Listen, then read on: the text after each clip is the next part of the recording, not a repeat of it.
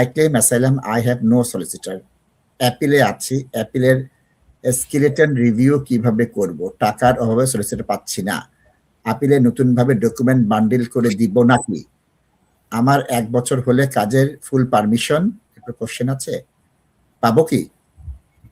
তারপর কি আছে? যেহেতু আপনার ওইটা আমি স্টুডেন্ট থাকা অবস্থায়, তবে এটা ভুল। আপনি স্টুডেন্ট থাকা অবস্থায় অ্যাসাইলাম করলে তো আপনার প্রথম থেকে রাইট টু ওয়ার্ক আছে, কারণ আপনার 3C লিভ আছে, আপনার রাইট টু ওয়ার্কের প্রশ্ন আসছে না। আর তাজবে বাকিগুলো উনি হয়তো এটা বুঝেন নাই। তো এখন আপিলে চলে গেছে, আপিলের সময় কাজের পারমিশন নেওয়াটা quite difficult unless you have an exceptional circumstances.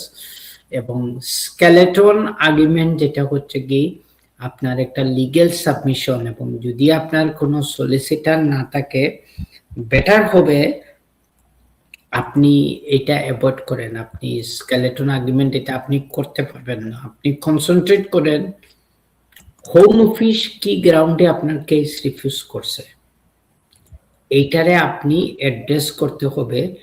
আপনার একটা জবানবন্দি, যেটাকে আমরা উইটনেস স্টেটমেন্ট বলি, আপনি লিখিতভাবে একটা উইটনেস স্টেটমেন্ট লিখতে পারেন।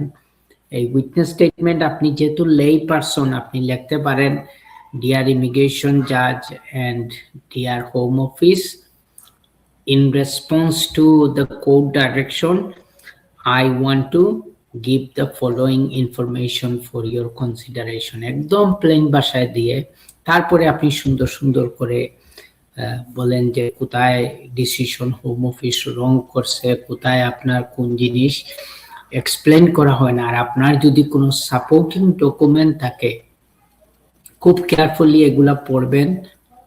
ট্রান্সলেশন না থাকলে আপনি ট্রান্সলেশন আনতে হবে সার্টিফাইড ট্রান্সলেটরের কাছ থেকে। এবং দেশের বিভিন্ন ইনফরমেশন আছে, আমি তো জানি না আপনার কেসের ব্যাকগ্রাউন্ড কি এবং কোনটা আপনার জন্য রেলিভেন্ট, তো ওইগুলা আপনি ইউজ করে আপনি একটা বান্ডল বানাইয়া, যে HMCTS আছে কোর্টের, যে আপনার 16 ডিজিটের যে নাম্বার আছে আপিল নাম্বার, আপিলের অ্যাক্সেস যেটা, ওইটা আপনি করে ওইখানে আপলোড করে দেন, দে উইল কনসিডার ইট।